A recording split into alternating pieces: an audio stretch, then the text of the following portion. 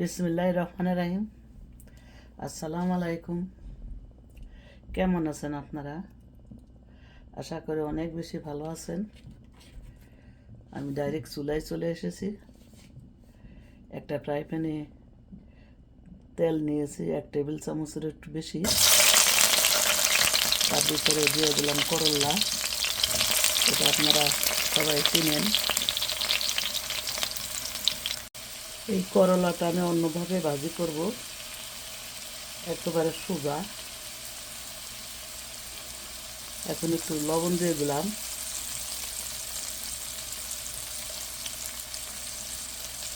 লবণটা মিক্স করে নেব।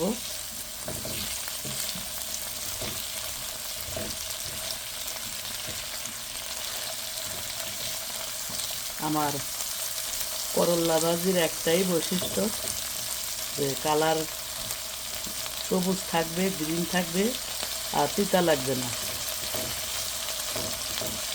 সাথে থেকে দেখেন, তাহলে আপনিও পারবেন।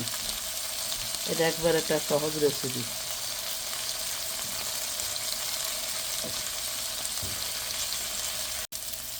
করল্লা কখনো জাল কমিয়ে ভাজি করবেন না। এখন দিয়ে দিলাম একটা পেঁয়াজ,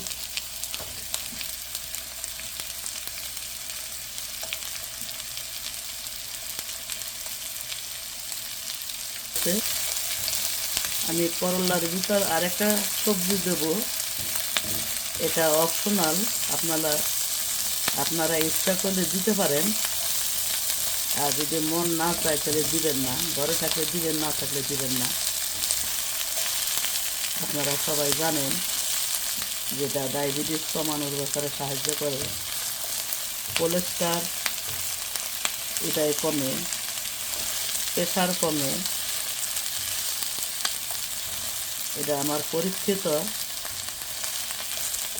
যে ডায়াবেটিস কমার ব্যাপারে সাহায্য করে।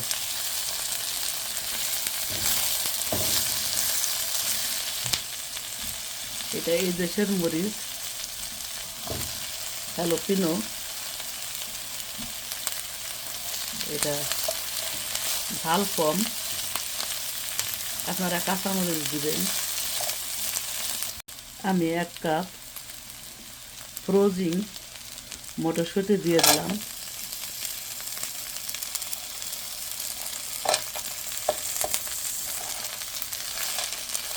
আমি ফ্রোজিং জিনিস ধুই না, কারণ এটা চুলায় তাতে এটা গলে যাবে।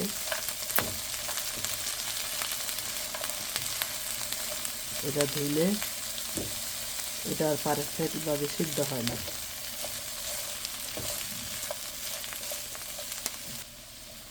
আমি 3 জায়গায় 3টা গর্ত করব।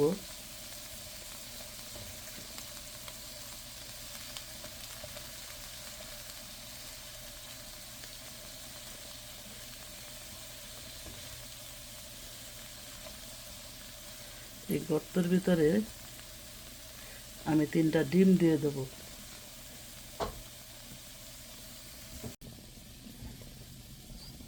একটা দিয়ে দিলাম,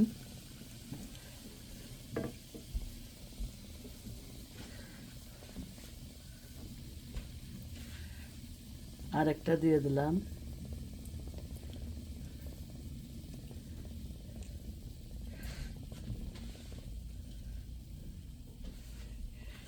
এভাবে আমি আরেকটা ডিম দিয়ে দেব।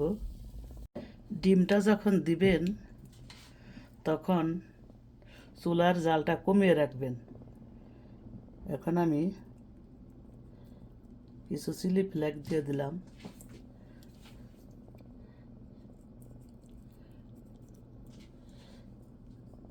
দেখার সৌন্দর্যের জন্য, আর কিছু না।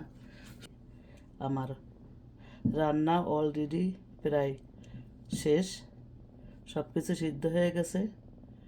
দেখেন, আমার সবজিটা, করল্লাটা কিন্তু সবুজ আছে। জালটা আমি কমিয়ে রেখেছি। আপনারা ইচ্ছা করলে 1 পিঠ হয়ে গেলে ডিমের উল্টিয়ে দিতে পারেন। আমি এভাবে রাখবো, কারণ আমি তো ভিডিও করব।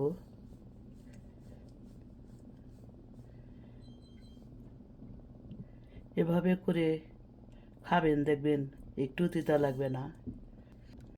করল্লা যে কত উপকার সেটা আপনাদের নতুন করে বলার কিছুই নাই, আপনারাও জানেন। আমি এখন চুলার জালটা লড়তে রেখেছি যে ডিমটা আস্তে আস্তে সিদ্ধ হয়ে যাবে। অলরেডি 2টা হয়ে গেছে, আর একটা অল্প একটু আছে। এটা অনেক হেলদি একটা রেসিপি, আর আমি যেটা তৈরি করলাম এটাও একটা হেলদি রেসিপি। দেখেন সব কিছু সবুজ আছে। কেন সবুজ থাকে? যে আমি এটা ঢেকে দেই নাই, আর জাল কমিয়ে রান্না করি নাই, এই কারণেই সবুজ থাকে। আর আমার করলা তিতা লাগে না, এই একটাই কারণ। যারা করলা অল্প জালে রান্না করে ঢেকে রাখে তাদের করলা মুখে দেওয়া যায় না তিতার জন্য। তা আমি আজ সার্ভিং ডিশে উঠাবো না, এখান থেকেই শেষ দেবো। আশা করি আমার এই সহজ রেসিপি একটু হলেও আপনাদের ভালো লেগেছে। যদি বিন্দু মাত্র ভালো লেগে থাকে তাহলে সাবস্ক্রাইব করার অনুরোধ রইল। অনেক বেশি ভালো থাকেন, আল্লাহ আপনাদের ভালো রাখুন। আজকের মতো এখানেই বিদায় নিচ্ছি। আসসালামু আলাইকুম, আল্লাহ হাফেজ।